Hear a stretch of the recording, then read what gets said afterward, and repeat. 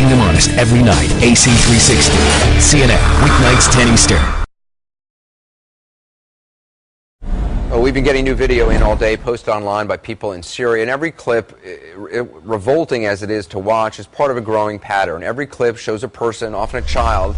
Each person has been killed, each body, again, some as young as 13, each one has been brutalized, some have been mutilated. Now, I'm going to tell you right now, most of what I and our producers saw today, we simply can't even show you on the screen, but some of it must be seen so that no one can deny the truth of what is happening in Syria, because that's what the government there is trying to do. They're trying to deny the truth of what is happening.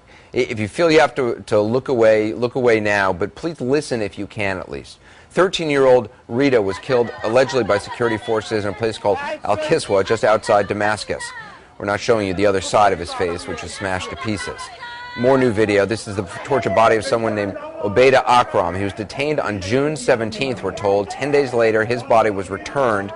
This is the way the government operates. The bodies are returned to send a message, to strike fear. This is from Tarek from Homs. This is Tarek from Homs, taken 2 months ago. The voice on the tape saying his body shows signs of electric shock, whippings, stabbings, various burns on his arms and other parts of his body. An activist telling us Syrian forces returned his body on the condition he would be buried immediately. They told the family not to open the coffin. They told the parents of Hamza Ali al-Khatib, who was tortured and murdered and returned a month later, brutalized, his penis cut off, just 13 years old. And there are more like Hamza, but the images are simply unwatchable, including a 13-year-old tortured to death after disappearing May 29th. His body returned in June 18th, almost unrecognizable. And as this is happening, the government goes on saying it's not happening. Here's the regime's vice foreign minister with CNN's Hala Garani.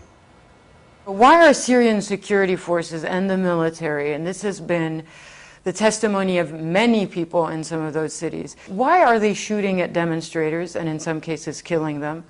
Why is that crackdown happening in Syria right now? There is no crackdown. There is a crackdown from these military groups against the government and against civilians. So who's doing the killing? Who's doing the killing? The killing was initiated and is still going on by these extremist groups. Who are they?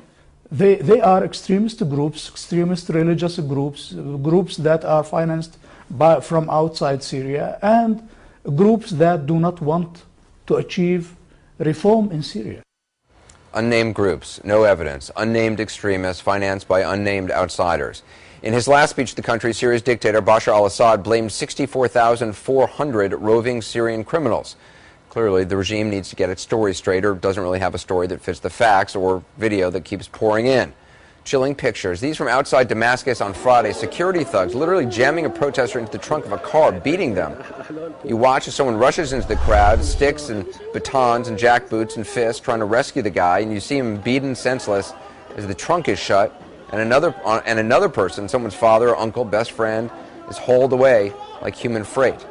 Or no less chilling video of a young man being led away by security forces, his face unmarked for now. His future?